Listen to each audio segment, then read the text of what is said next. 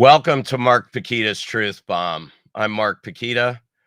We're living in trying times in Ohio, the United States, the world. We need truth. Between a completely hapless media and wild information online, it's really hard to get truth. Truth can get lost. We need truth. Between a completely hapless media and all that, we've got to fix it. We've got to fix truth. And that's why I'm running for the U.S. Senate. We have two big themes in my campaign. One is to beat the swamp.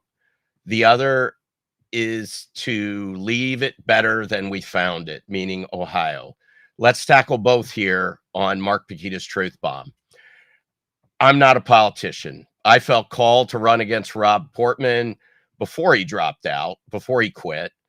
Why? Because he wasn't doing anything we sent him to Washington to do. I thought when I started running that our system was broken. What I've found since I got into the race is it's 10 times as bad as I ever thought it would be. It is just an absolute codependent cesspool of corruption. It's character-free. Nobody has character. The people in this business are caricatures across the political class, whether it be local, state, or federal government. It's just awful. And so we're going to tell it like it is here on Mark Pukita's Truth Bomb. With me tonight and going forward will be Chris Hicks. Chris is as committed to telling the truth as I am. And Chris is going to be my sidekick throughout all these episodes until I have to fire him for dropping too many F-bombs or something like that. He's going to help keep us focused and get guests and make sure that we stay on truth and on track. So, Chris, how are you today? Hey, Mark, I'm doing fantastic. And I'm responsible for the delay getting started here, folks. So I apologize. I would never say that. It's our first time. We're waiting for that. Mark and I were joking about the hot mic moments to come and the letdowns, and sometimes we're going to mess it up. But one of the things I've gotten to know, I just like to tell everybody that's on, I've gotten to know Mark Pukita just over the last, 4 months, 5 months, maybe longer than that now, Mark. Yeah. But I tell you what, like Mark is like me. We make mistakes. Sometimes we don't get the live stream working right, but he's an authentic guy, and it's exactly the kind of person we need as our next U.S. Senator. If you're like me, you are absolutely sick to death of these stereotypical caricatures that we have in running for these offices. And when you get involved, you learn so much about it. So, Mark, why don't you just real quick mention what we're going to cover tonight? So tonight we're going to cover corruption in the Ohio Republican Party. That'll be topic 1. Topic 2 will be the Center for Christian Virtue, which is anything but, and about how we got shut out of a Senate forum there. And then the third segment will be a really, really interesting and important announcement about what we're going to call our State Central Committee program. And then if we have time, Chris, we'll talk about a campaign update on our campaign. And then we might freeform a little bit. And I have a surprise for you at the end, Mark. So I have a surprise that you don't even know about. Oh, I love surprises, Chris. You know me. It depends on the surprise, doesn't it? So, I love any surprise, Chris. So with that, let's get into segment 1, which is going to be about Ohio Republican Party corruption.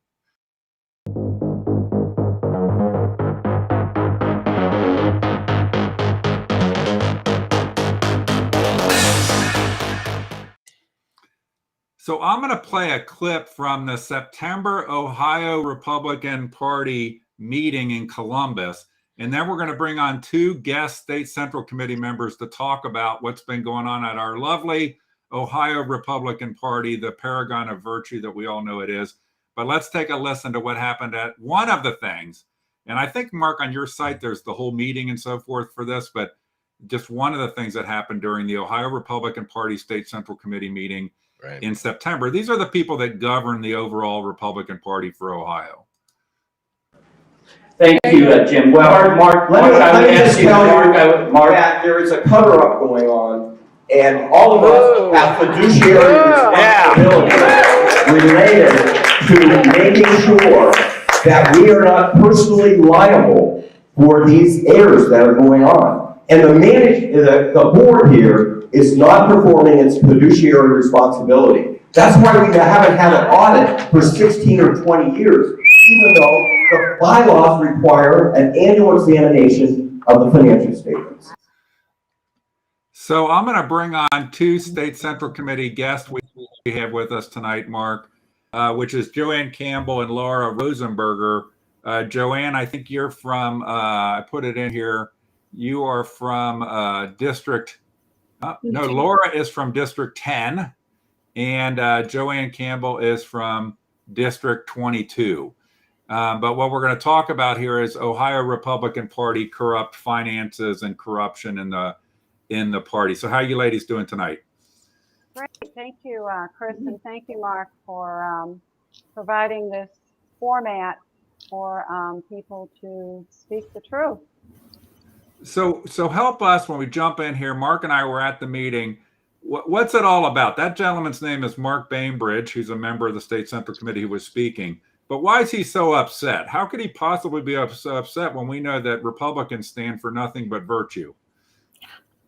Yeah, Joanne and I were both at that meeting, and it was one of the most explosive parts of the meeting at that meeting, and that's Mark Bainbridge, and he is a retired CPA with one of the big firms, Ernst & Young, and he also served on the Ohio Association of CPAs on the ethics board for that. So Mark has a very strong opinion and a very strong dedication to the truth. It must come with a name, Mark. So, but just for time here, Laura, what's the issue? Why is that man so upset? Why is that man so upset? Well, because he's been analyzing the balance sheets since 2017, and there are some very highly unusual things going on with those balance sheets that are not up to snuff. They're not in compliance. Like what? With generally accepted accounting principles. Well, in 2017, there was a $1.7 million write-off in equity. And then again in 2019, there was a $436,000 write-off in equity. And so decreases in equity are not, really a good thing. They're very unusual. And to put them in retained earnings and it means the balance sheets are just not balancing right. And so Joanne, what in several other years, the equity isn't even there. So this means that the balance sheets aren't even being generated properly by QuickBooks.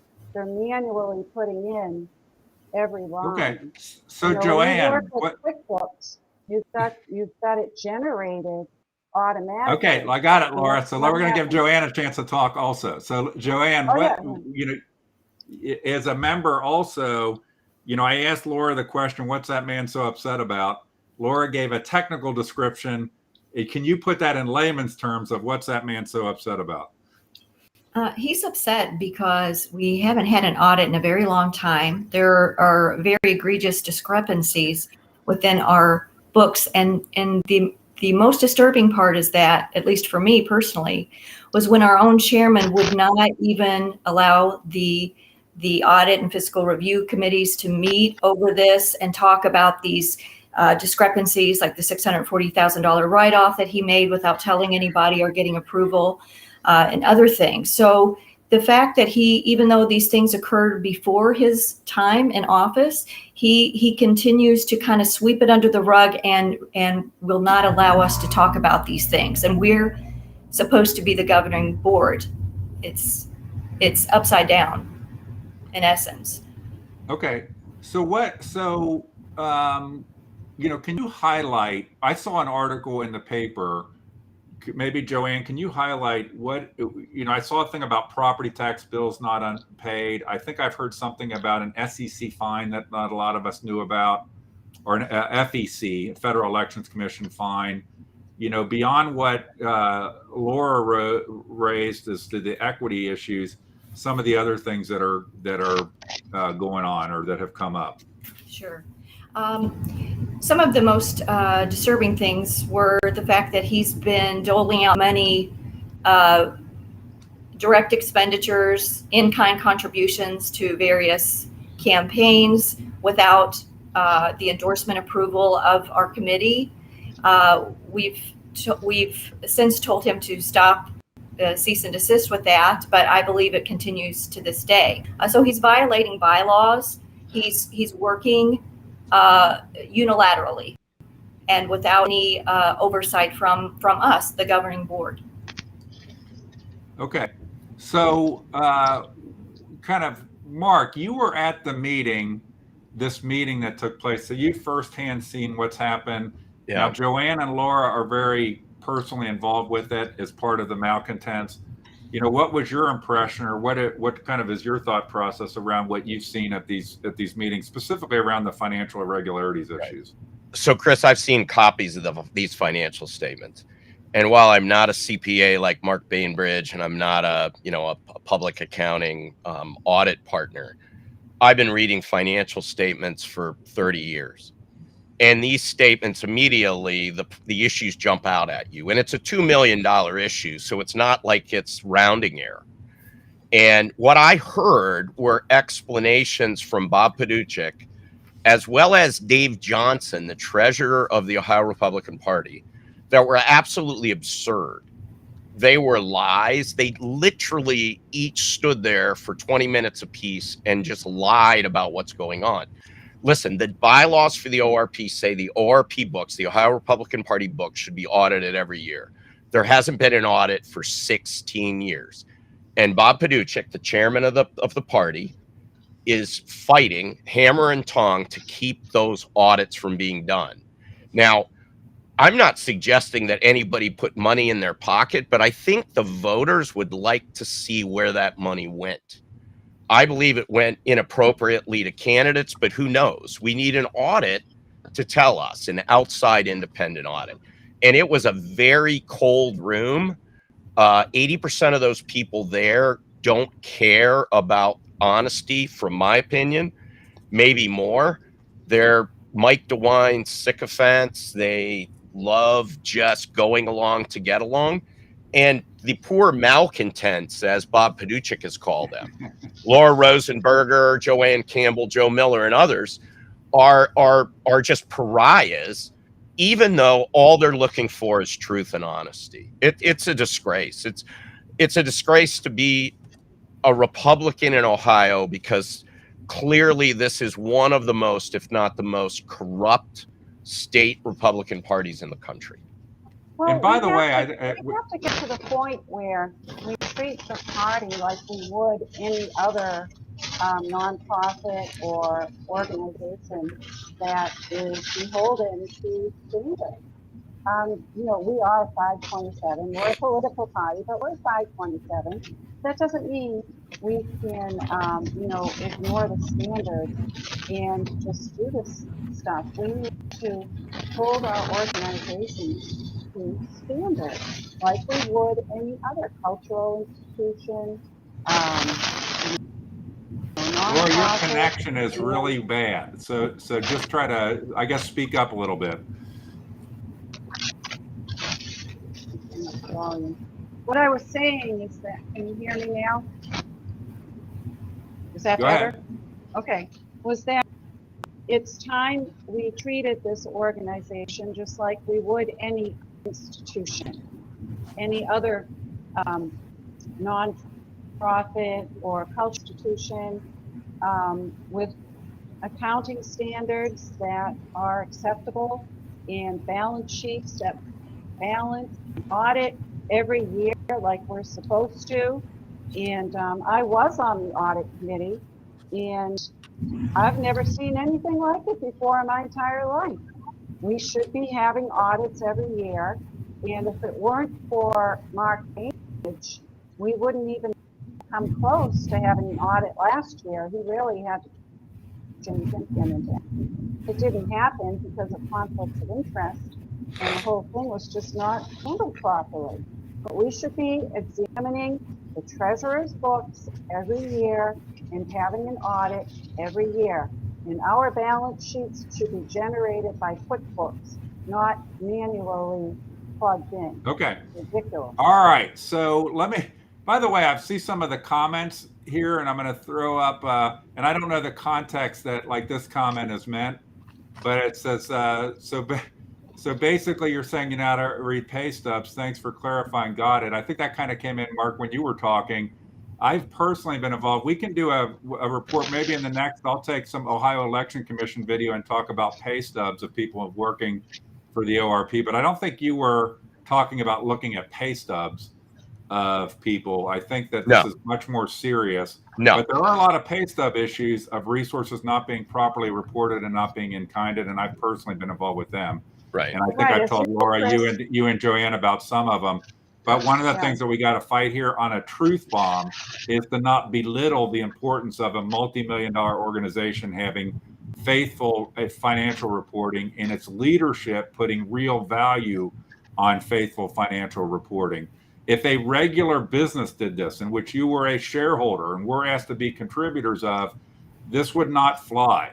This would not be acceptable to anybody. So I'm going to put up, I want to finish out this segment, but I'm going to put up a graphic here because what precipitated, I went, you know, maybe Joanne, I'll ask you to talk some about what happened after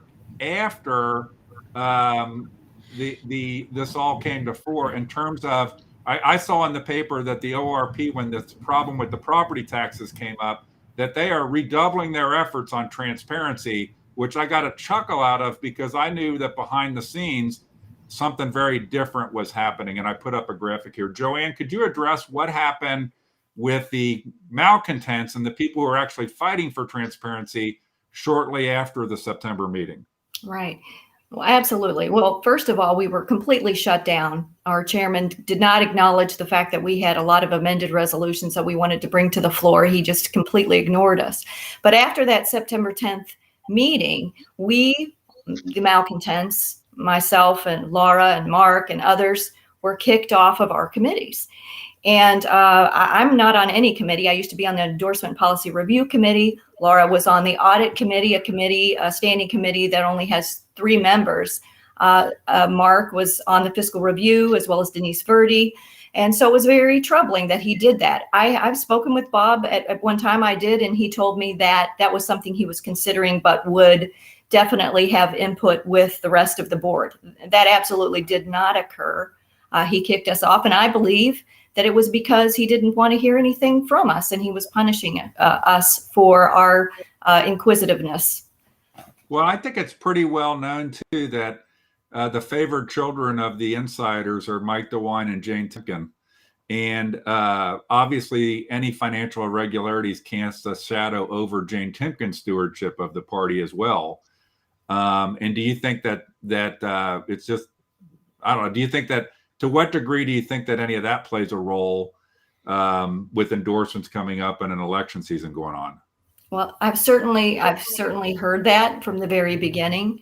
Bob Pajuchik, I believe, was just placed in that position. He was, we tried to, get some debate going and some vetting process with other chairmen, to get into that position. But I had heard that he was there particularly to get DeWine and Jane Timken elected.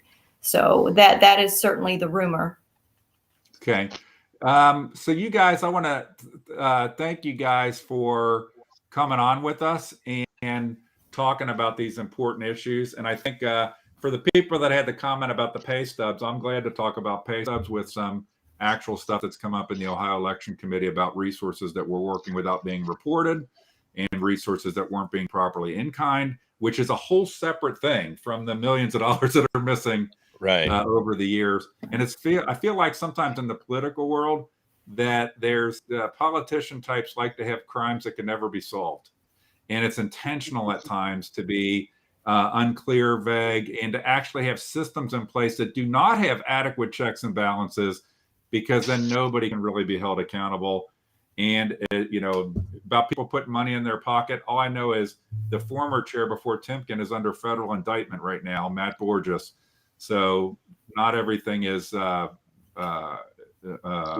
so to speak. Roses. And so before we let Joanne and Laura go, Mark, do you have any closing thought that you'd like to make about what you'd like to see happen with the ORP? And I know it's, or how you feel like it's helping your popularity with Bob Paduchek by being an outspoken advocate for reform in the Ohio Party. My popularity with Bob Paduchek. The interesting thing is I used to go to church with him, right? So I know Bob. He wouldn't acknowledge that right now, but I've got to say that Joanne and Laura are just warriors, because they are, 2 of 3 or 4 or 5 people out of 66 that are fighting this, what I would call DeWine tsunami of corruption. And this started under Borges, was hidden by Jane Timken, who had an audit report from an outside company in 2017, where they said, and I've got a copy of it, that controls needed to be put in place, that there was basically, they were an out of control organization. She did nothing about it, kicked the can to Paduchek, and now Paduchek and Johnson are just lying through their teeth about it. And Joanne and Laura are 2 of the literally heroes that are bringing attention to this. And we, because of them, and our platform as a campaign, we're able to get more and more grassroots Republican voters to understand that there's an issue here, because it's been hidden and the press is saying absolutely nothing about it, because I consider them co-conspirators with the swamp, no matter whether it's Republican or Democrat. They love the status quo. They love this corruption. They just don't care about it. So we're going to come back to this, but I want to put this up just before we end this segment. And thank you, Laura and Joanne, for being here with us. I'm going to just remind people that the next State Central Committee meeting, which is an open meeting, is on Friday, December 3rd. Friday, December 3rd. They have a Christmas party on December 2nd. My experience is you could always buy tickets to the Christmas party or come to the Christmas party, but we'll come back and talk about the Christmas party in a little bit, when we talk at the end of the broadcast about the State Central Committee and Mark's program he's going to put in place. What do you say, Mark? We move on to segment 2, which is the Center for Christian Virtue, and let's get it going with this.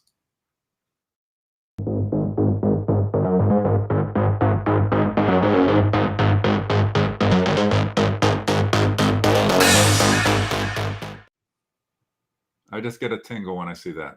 So the Center for Christian Virtue used to be called the CCV, Citizens for Community Values. So, Mark, why don't you just give a little? We're going to play a video here in a second. Right. We're going to talk about what happened, but everybody knows they had a forum for Senate candidates on October 24th, I believe it was. Right. And we are going to talk about that. But why don't you talk about kind of just a quick history of what happened with you in the Center for Christian Virtue? I know you're a good Christian man, so I'm sure it was all good. I am. So we heard about this event months ago, and we started contacting CCV, because the Center for Christian Virtue, because we weren't invited, and we called and we emailed and we texted and we had other people call in. And then finally I ran into Aaron Baer, their president, at a protest after speaking at the Ohio Board of Education. And it was like, he was shocked that I walked up to him and I said, "Hey, what's going on with this?" And he said, "Listen, I will be getting you a memo for qualification criteria."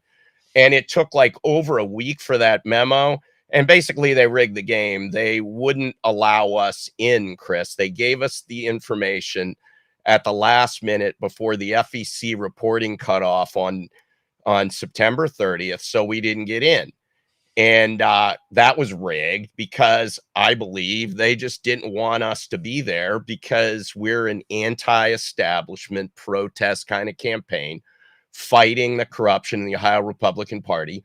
And they pretty much live off of it. So that's the story. If you'd like more, I can tell you about the sponsorship and all the rest. But let me know how far you'd like me to go. Well, we'll talk. So just so people have a flavor, and I'll break it down, is you basically got omitted. A lot of people know that you got omitted. You get treated very unfairly by a lot of these organizations. Right. Because they don't like to have a person that comes in and criticizes corruption in the ORP, right, and criticizes, who's another person that you criticize? Mike DeWine, Rob Portman. I mean, we go down the list.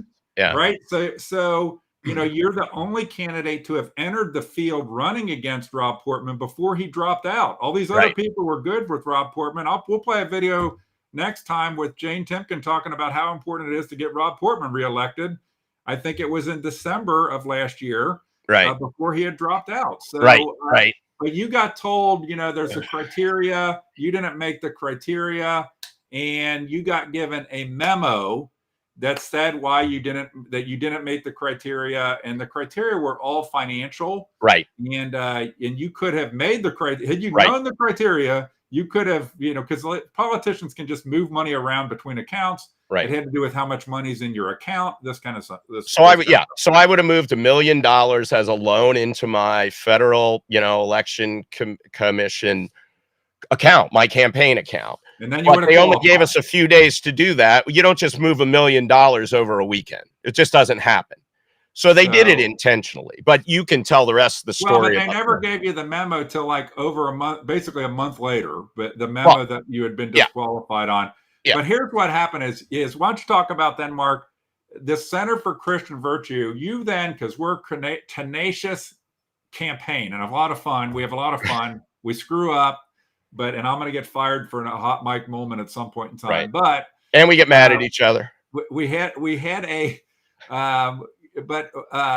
so what we did was then, what did we do? You get blocked out of the event. You can't be on the stage. So what do we do in our innovative campaign? Well, in our innovative campaign, thanks to you, Chris, you said, let's buy a sponsorship. So we bought a sponsorship, and that sponsorship gave us 3 ads on the radio during this forum.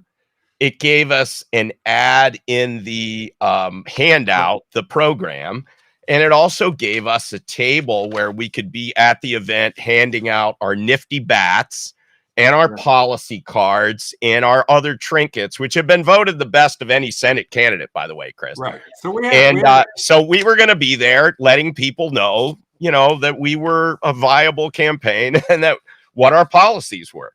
So on Friday, the 22nd, I was having dinner with a friend of mine, and I get an email at 5:31 p.m. The forum's on the 22nd.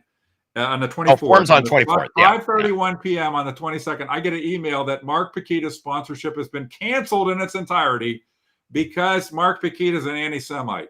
But we're going to come back to that. It's not quite that way, but we're going to come back to the nonsense. These guys are just dirt bags. Right. And so at the event, we still went. We were very peaceful. I'm very much for let's make the point, but not break any rules. So we're like, well, we're going to show up and we're going to try to get the benefits of the sponsorship that we have funded and the contract that we have with you. And so when that happened, we went in, we're ready to set up our booth, and they had it all preset. They knew we were going to come. We had told them what we were going to do. No surprises. I love having no real surprises. But John Hart, their attorney, was there to meet us. And so we talk about how our sponsorship has been canceled. But then I started asking about this August 15th letter, because here's the funny thing is, Mark, you're a tech exec. I'm a tech guy. We both worked at IBM at some point in our lives. Yep. You know about something that's on a file that they send you that is called metadata. And what does metadata tell you? So metadata, Chris, tells you when the document was created and then when the document, the history of the document at a very high level, right? Not what's in the document. It might be the number of words, but not the actual text. Right. So we found out the document was made the same day they gave it. The underlying Word document was made the same day they gave it to Mark, not a month or more than a month earlier on August 15th. So I asked John Hart, their attorney, about this whole thing. And here is his response. It might be a little hard to hear at times, but listen to me asking about this letter. He wrote the memo. It's his memo, has his name on it. And so dated August 15th. Dated August 15th. So I just asked him, was it authentic? Here we go. Are you willing to say that that memo was in no way altered and that that date of August 15th at the top of it was the way it was on August 15th? Just thanks for coming. So you're not willing to commit that. You're a Christian man and you're not willing to commit that the date on the memo with your name on it is the legitimate date that memo was raised. We're going to have other ways to help the others who are qualified to be here and who are here. So I think you're answering my question. Is that memo was tampered with after August 15th, right? That's a familiar way of trying to. I asked you a simple question. There's a memo that had August 15th as the date with your name on it. It's your memo, and you won't tell me that it was actually done on August 15th? John, that's not a Christian man. That's not a Christian man that won't even testify to when his own memo was written with his name on it. Not every question. Where's your phone? So I have this point with no, that's good. So I think Time and place. so you won't stand here right now. You won't say that memo was actually from August 15th. I think you've answered that question.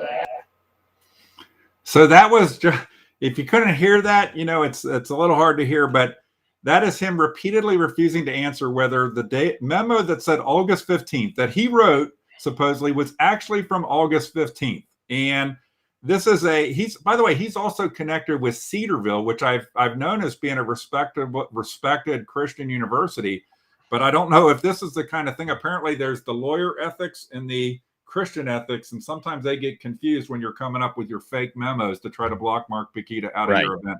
So Mark, what was your reaction to when you saw that? You weren't at this event. I did it with Sam, your sidekick. We were there to set up and everything. And what was your reaction when you saw this video to how this guy behaved? Well, I mean, Chris, just to put it the way most people would put it, this guy's a scumbag, right? So he's a liar. We know he wouldn't approve. He wouldn't commit to the fact that the document that was dated August 15th with his signature on it was actually penned on August 15th, because we have him dead to rights. We know it was done that day on September 27th. And he's representing an organization called the Center for Christian Virtue. That's not Christian behavior. It's not virtuous behavior. This guy should be ashamed of himself.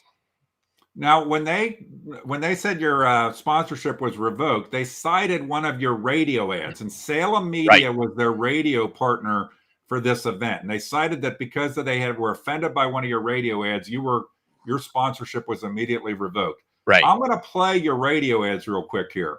And so we'll get to the controversial one in a second.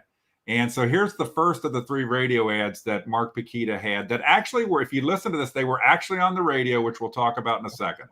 Are you still listening to that candidate forum with Richie Rich, P.T. Barnum, the Princess, and Mr. Hollywood? What? You know, Gibbons, Mandel, Timken, and Vance. Yeah, I am so sick of these swamp rhinos. Have you checked out Pukita? He's not a swamp rhino. Who? Mark Pukita. Check him out at markforohio.com. That's Mark, the number 4, Ohio.com. I'm Mark Pukita, candidate for U.S. Senate, and I approve this message. So that was your first ad, and I think it was actually an excellent ad because it pointed out that there's a lot of swamp rhinos in the field. Right. And then the second ad, which gets in a little bit on some of the other candidates that weren't mentioned in the first ad. So let's play that one for you here, Mark, and then we'll get to the how can we take Vance seriously? He was a never-Trumper. Right? How about Timken, who was praising Governor DeWine and his lockdowns in January? And Moreno, who said Trump was a lunatic invading the party. Well, I'm voting for Mark Pukita. He's authentic and has real policy. Oh, I agree. I checked him out at markforohio.com. That's Mark, the number 4, Ohio.com. I'm Mark Pukita, candidate for U.S. Senate, and I approve this message.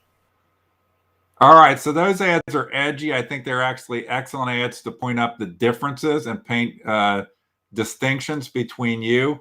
And so now here's the ad that they claimed was the over-the-top ad that was the basis for revoking your sponsorship.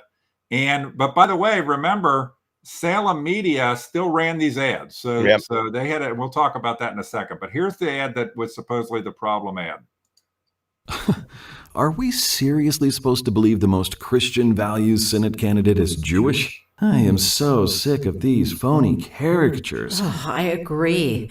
If we keep electing people like this, we'll just keep getting the same terrible results. I like Pukita. He's authentic, unlike these other people. You can learn more about him at markforohio.com. That's Mark, the number 4, Ohio.com.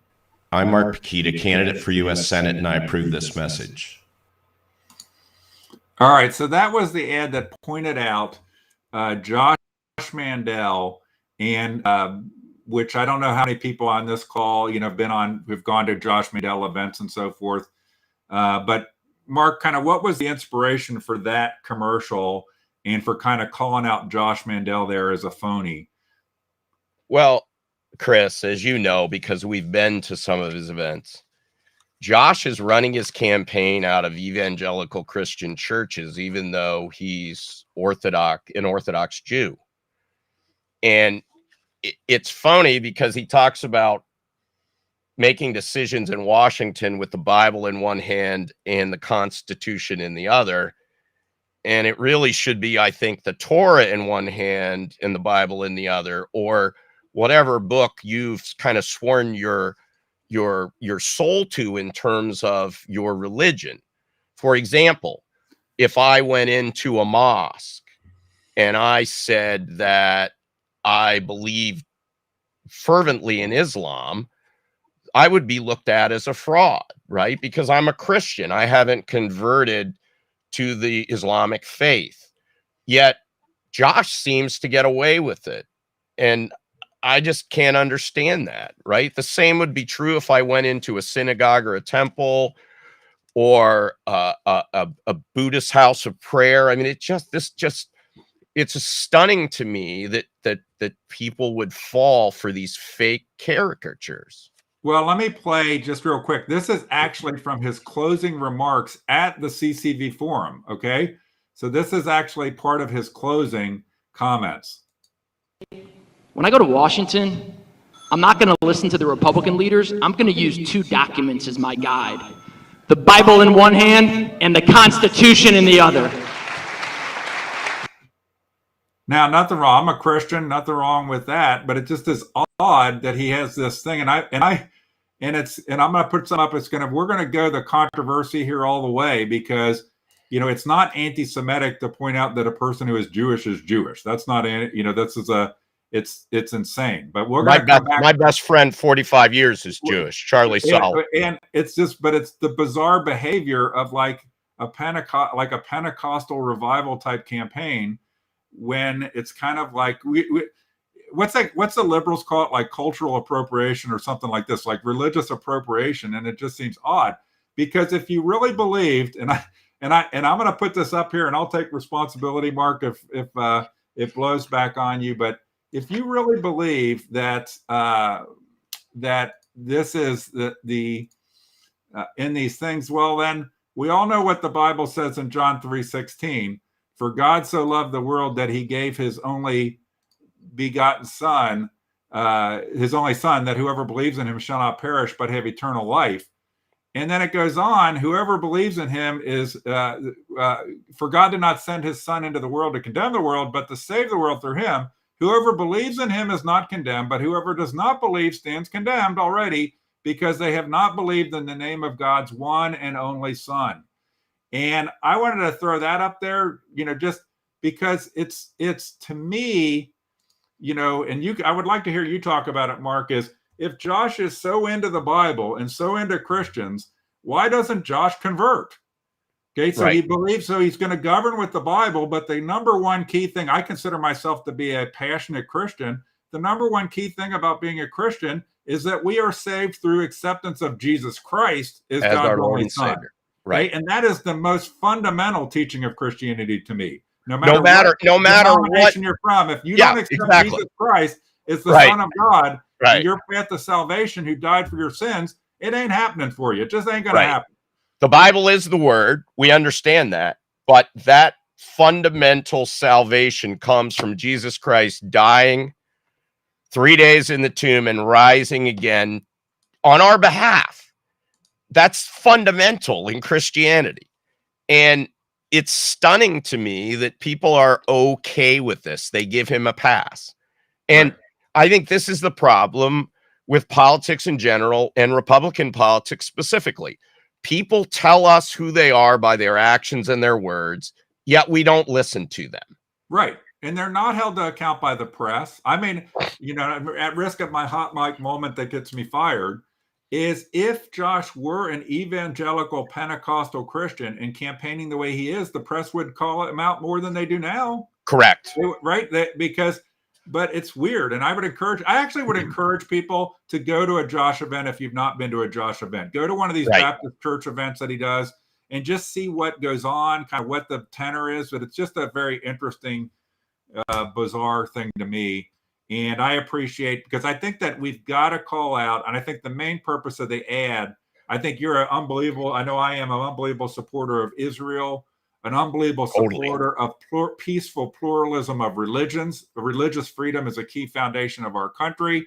But this is about facades, phonies, caricatures that sell us this bill of goods and then end up being Rob Portman 2.0, which I know you have a commitment to not be Rob Portman 2.0. Or are you thinking about becoming Rob Portman 2.0 at this point? Oh, Chris, you know me.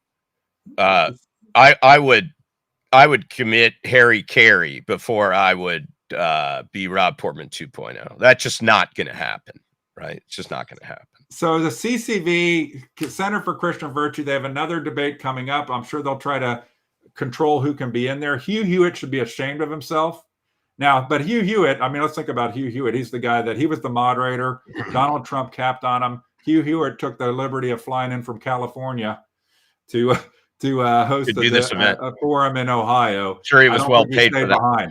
Yeah, and on top of that, Chris, he started out saying that all of these people were vying to replace Rob Portman, an incredible statesman who Hugh Hewitt thinks is the greatest thing since sliced bread. You have a line that you say about Rob Portman is do you remember the line you say about Rob Portman? Or you say it all the time. So yeah, I said we sent him to Washington and he hasn't done a single thing we sent him there to do. Not a single thing. He's just a turncoat. He rolled over. He's a member of the swamp and he's okay with it. He's okay with it. So why don't we, just for sake of time here, we got a late start. We're running a little long. We're going to try to tighten it up the next time. But why don't we jump into segment 3? Right.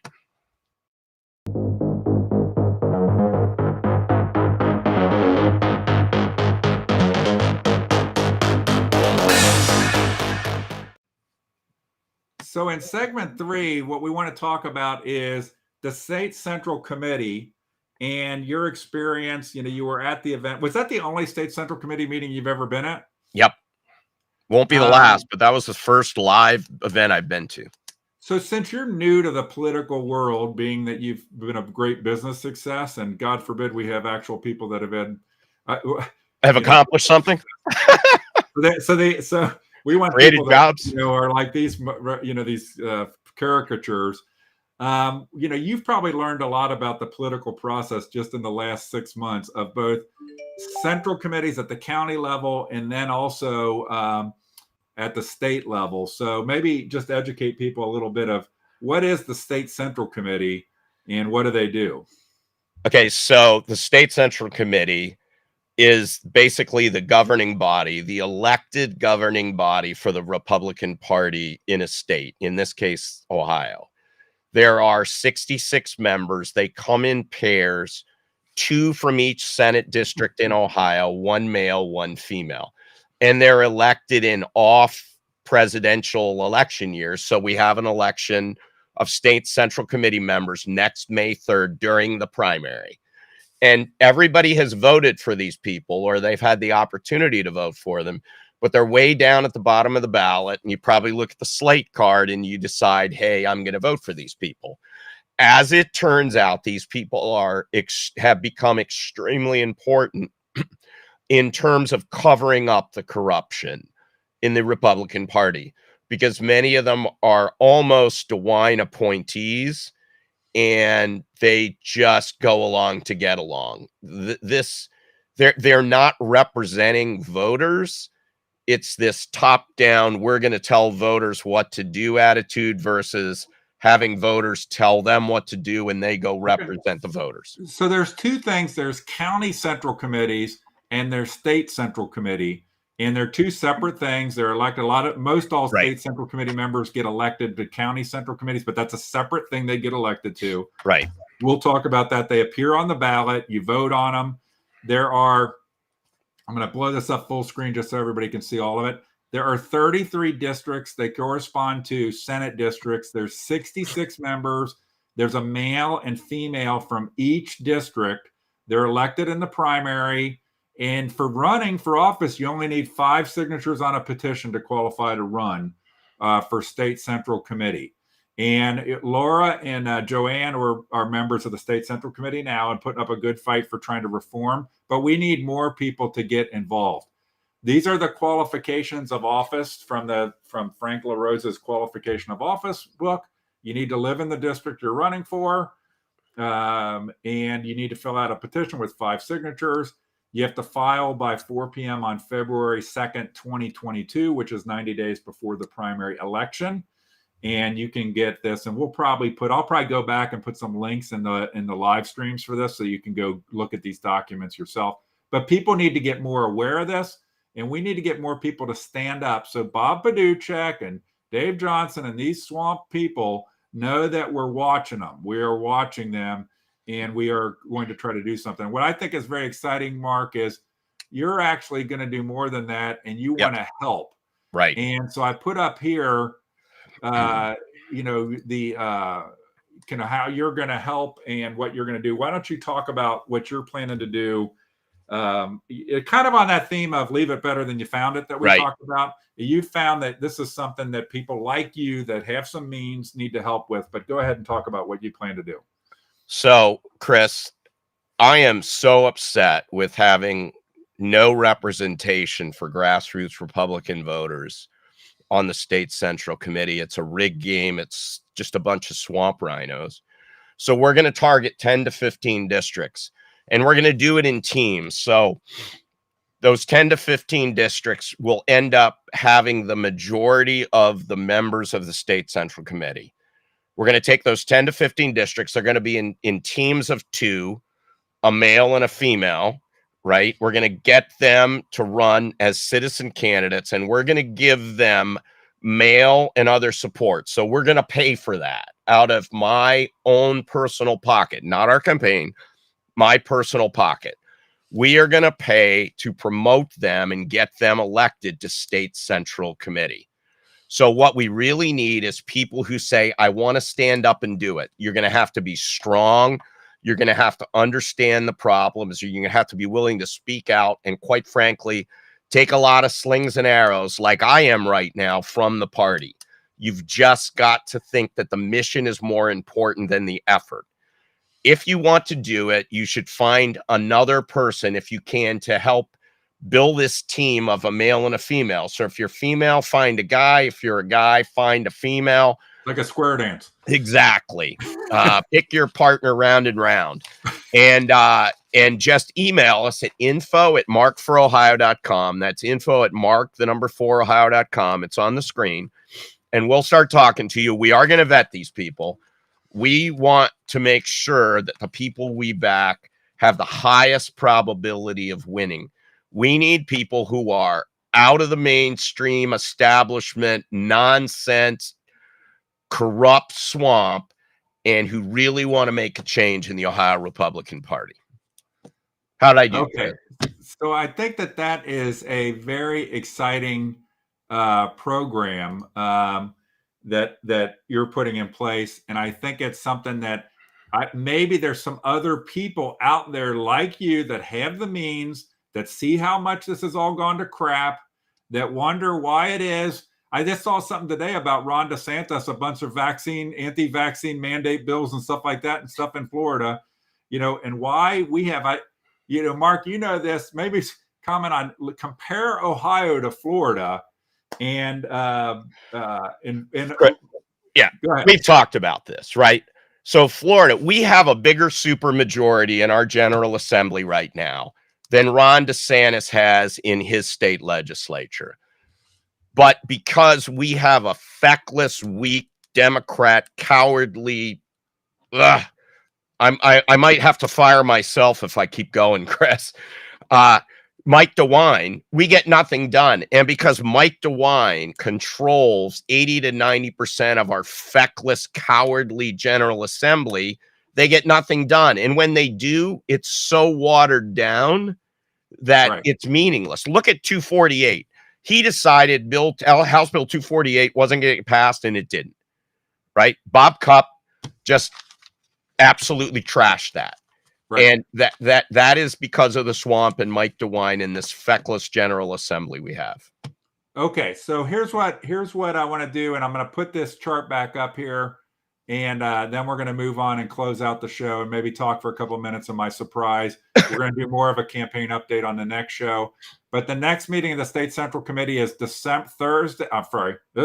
Friday, December 3rd. Watch on Mark's Facebook page. Because you can go to this meeting, you can go attend the meeting and see how these swamp rhinos operate. The Christmas party is December 2nd. We're trying to find out if you're going to be able to buy tickets or it's going to be a closed Saddam Hussein style event at this point where only the chosen are allowed in the door. And God, I think you just came up with a name for Bob Batuchek. Baghdad Bob. Baghdad Bob Batuchek. So, but any event, we're gonna get more information out, and Mark will put it out. And Mark, this is a little surprise for you because you haven't seen this, but I went and checked for information on this event on the official Republican Party of Ohio calendar, and I can't read this too good, but the official Republican Party for the state of Ohio calendar has 0 events. Looks like it's the entire month of December on their entire calendar. Okay, which is very similar to their November calendar, which also has 0 events on the Ohio Republican Party calendar. I bet you Ron DeSantis has some party events going on in Florida. I did go back, and it seems that after September, they quit having events. So we've shut down the Republican. Yeah, that was a brutal meeting for them. That's going on. Yeah, maybe we should submit some of your events to see if we can get them. There's a submit box here, but that's kind of what goes on here.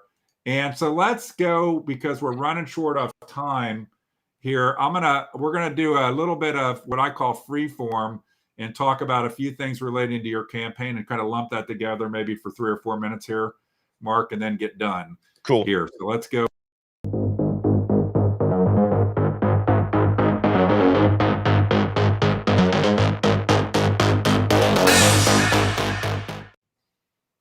Okay, so what if anything do you want to talk about here, Mark, on what's a hot topic for you? I think the win for Republicans in Virginia. Okay. I think that was a big deal.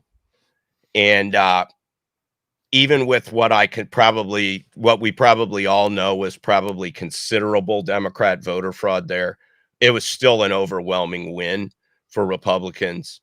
And that's a big deal in Virginia. And I think it's a bellwether, and it's probably sent shivers down the spine of both Democrats and swamp Republicans because the electorate is woken up. If you can wake up Virginia, Chris, I think you can wake up anything. I just want to remind everyone too, though, that we as Republicans will take that victory, but we have to remember it was a close victory, right? Even with all the craziness going on, we have got to reach out and evangelize new people. And we were having a debate. I'll mention, Mark, just something is I'm part of the LGB FJB community. I'm coming out tonight. I'm part of the LGB FJB community. Me too. And we have a local club where I am, and we got talking about kids at football games screaming F Joe Biden.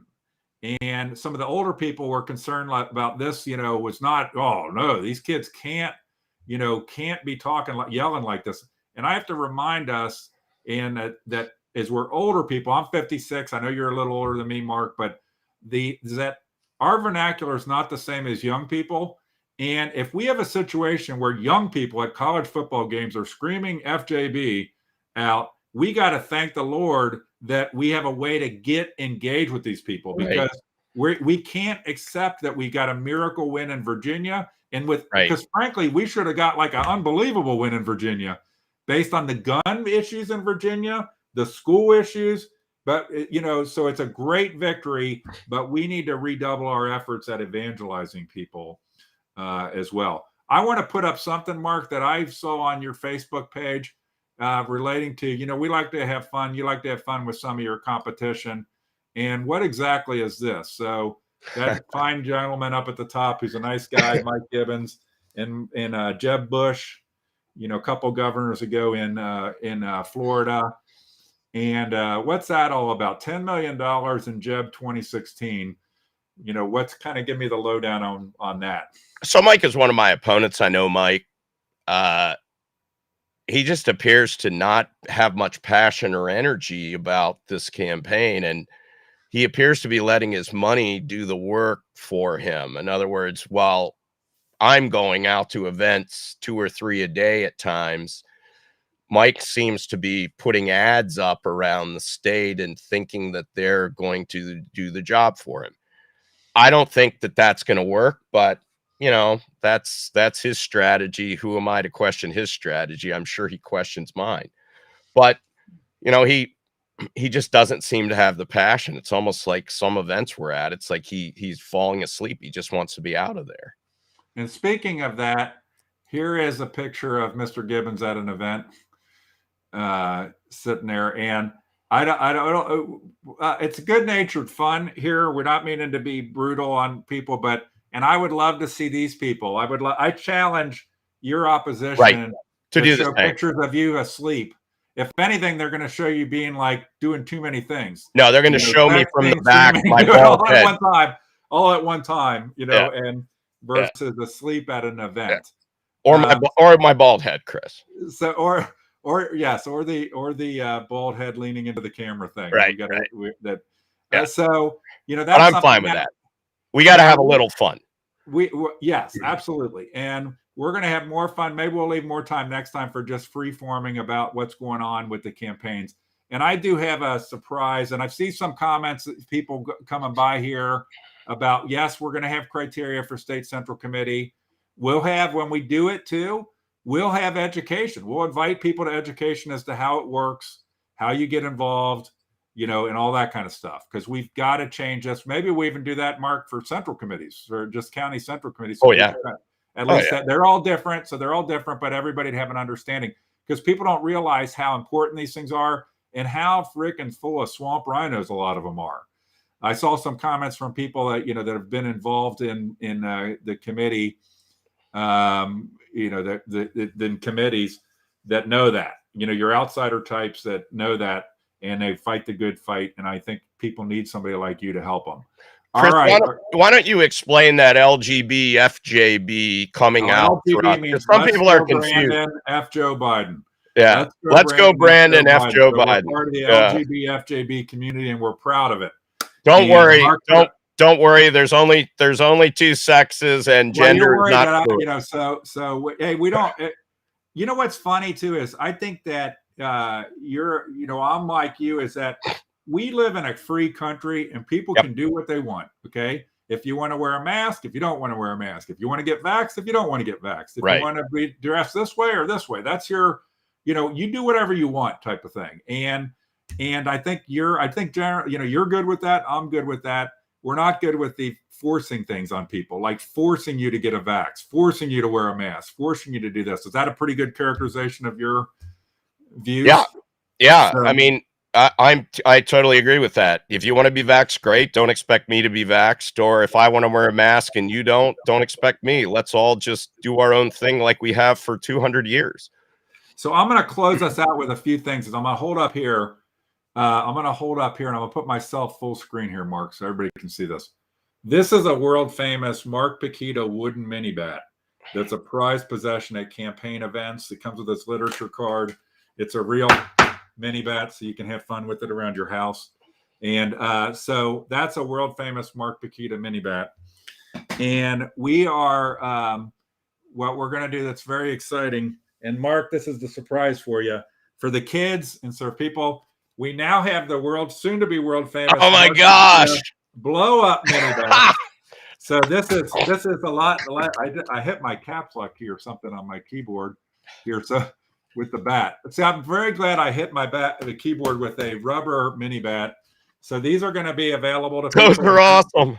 Watch online. You kind of got to go to an event to get a Mark Pukita wooden mini bat, and we don't have we don't give them to everybody, and we have limited supplies. But now we've got the blow up mini bats also for your own home use and enjoyment. We don't advocate violence. We're not advocating violence. We're just pointing out. And so another thing that I want to highlight real quick, Mark, is you have this fantastic policy card. Oh, yeah. That is where your stances are on 21 policy areas, that is not to be confused with your focus areas of 7 big things. Right. 7 big things that you're focused on. But if you care about entitlement programs, there's an area. That's area number 19. Taxes is area number 12. Law and order is number 2. Business and trade issues is number 8. Jobs and opportunities number 7. So I challenge I don't think you even care, Mark. Your competition can steal your ideas because we need to get a senator in there that actually does shit. Right. And stands for something. So that's that. And then what am I hitting on now? Is the rubber mini bats, that card, and the card that I held up that has the 7 focus items on it. This is the new must-have Mark Pukita giveaway that's going to be available shortly, and we're going to tell people how they can get them through the mail also. And upcoming events. Well, let's Mark. Why don't you talk about upcoming events, particularly what's going on Thursday? Sure. So Thursday, we've got a Senate forum here in Columbus held by the Ohio Press Network and Jack Windsor, for those of you who know him. That's at the North Columbus Baptist Church. And then we've got a pizza party after that. So if you come to the event and you want a little pizza and you want to talk and ask some questions, we'll get you information on where that is. Wednesday at noon, we have a weekly Zoom town hall where you can get yourself and your friends to meet me and ask questions, and it's one-on-one and there are no holes barred. And then this weekend we've got events up in Cleveland and in Mount Vernon. So Saturday we're in Cleveland in the morning, or Lorraine at the tea party there, and on Saturday we're at a faith event in Mount Vernon. So that kind of rounds out the week for us, Chris. And I know we're going over here, but we're way over, but we're gonna, I'm just gonna pull up here for people and I'm gonna share it. If people haven't gone to your website, let me throw this up to share here, let me hit it here. Okay, there we go. So I'm putting up on the screen your website right now. And so Mark has an excellent website and events. When he just talked about events, you can come and he's got a very nice event function. You can. Chris, why don't you pull up Friday, because I forgot about the pizza party we're having with John Adams and Neil Peterson. There you go. Okay, that's Pizza with Pukita and friends on so Friday. You can go out and see events that Mark's doing. There's a new function for request Mark to come to an event if you want Mark to be at an event with you. The policy guide, the 21 area policy guide that I showed, that is available online. So you can come and take a look at where Mark stands on different issues. And next time, you want to get a paper copy of the policy guide because it's fun, and you can go take it to JD Vance and ask him where his version is. You can also download a copy of the policy guide here to share with your friends. Mark has a really nice, really nice work being done to help things. And there is, of course, a donate button, and so that you can give to Mark's campaign. And so all of that is there. There's also a press room function that tells you what, things that are going on with Mark's campaign. We try to do better and better. And, we're getting there one step at a time, but what can you say? It's kind of like this. It's kind of like this podcast, this live stream, Mark, this was our first try. We went I got a little bit delayed at the beginning. That was because it wasn't streaming right on YouTube, and I wanted to get that fixed right before we went live. So I apologize to people that waited. And we went over here. I'm looking at, we're at an hour and 9 minutes. Says, oh, it's grueling. It's terrible. We totally effed it up. It was a mess doing this because we went over. But, I didn't tune into JD Vance's live stream tonight, or Jane Timpkins, or all these stalwarts that know how to do it and how to get in touch with the people. Only Mark Pukita can do it, and we'll take the chance on trying to do it. And we'll be back next Monday. Will be another one at 7 o'clock. Every Monday. And then we'll see what happens. We might have some impromptu things as we go. Mark's going to be doing some impromptu things from the RV as we go as well. But thank you all for tuning in. Mark, why don't you take us out with a closing thought on this event in your campaign? Well, I think this is just another example, Chris, of what we're trying to do to change the way that politics works in Ohio, that we have citizen candidates like me and others that use technology and creativity, entrepreneurial business kind of strategies to change the complexion of a race, change the viability of candidates that don't have the backing of the party, that aren't insiders, that aren't swamp people, that aren't rhinos, that just want to go to Washington or to Columbus and serve, not prosper.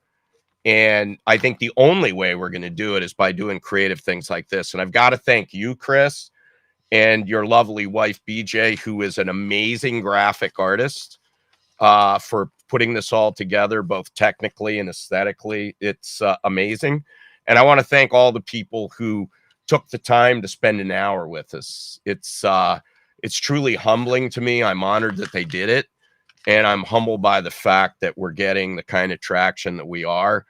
I'm just like everybody else. I just want to go protect the future for my grandchildren, people's children, and their grandchildren. This is the greatest country on the earth.